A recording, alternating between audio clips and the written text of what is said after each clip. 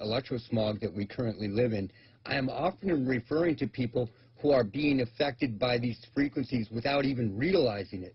Not only people with behavioral and what is referred to as mental health issues, but also people with very real physical symptoms. As it is a fact that not only do frequencies create mental and mood disturbances, they can also create very real physical symptoms. And frequencies can also mimic anything that a drug can. For example, frequencies can cause dopamine dumps in the human body, which could essentially OD somebody, especially if they're already on an opioid or some other drug. You know, most people affected by these frequencies are not being overtly or obviously attacked.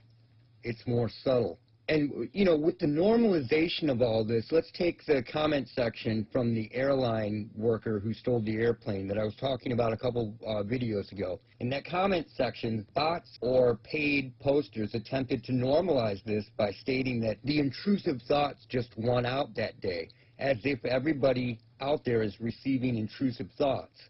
We know for a fact that this didn't exist like it does now.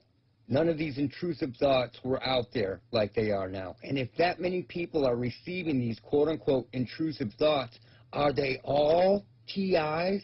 The number of people not being affected becomes the minority. And if you believe that I'm only referring to TIs after all this time, you are gravely minimizing everything that I have ever talked about on this channel. So let's clear this up. Let's go over a list of people who can be suffering from the effects of RF, ELF, EMF, and high frequencies, whether those be intentional, weaponized, or from the abundance of RF, ELF that surrounds everybody in this present landscape that we live in, this electrosmog. So, people with tinnitus, or rather artificial tinnitus, people who hear the hum, people affected with Alzheimer's or dementia, people with Morgellons, people who have psychic messages sent to them, people who have channeled messages from the dead, people who have channeled messages from aliens, people who have channeled messages from angels or demons, people with ADHD, people with diabetes, people with arthritis, people with anxiety, people with depression, people dealing with bipolar disorder, anyone with an internal dialogue that doesn't feel or seem natural, people experiencing weight gain out of the blue, especially children. Wi-Fi and wireless frequencies can cause this, and it can be intentional. People experiencing vision issues, worsening vision, snow in their vision, static in their vision, flashing in their vision, seeing fireworks in their vision at night, etc. People dealing with artificial hauntings, haunted houses, paranormal events, etc. People dealing with sleep disturbances, sleep paralysis, chronic sleep talking. People dealing with insomnia. People dealing with narcolepsy.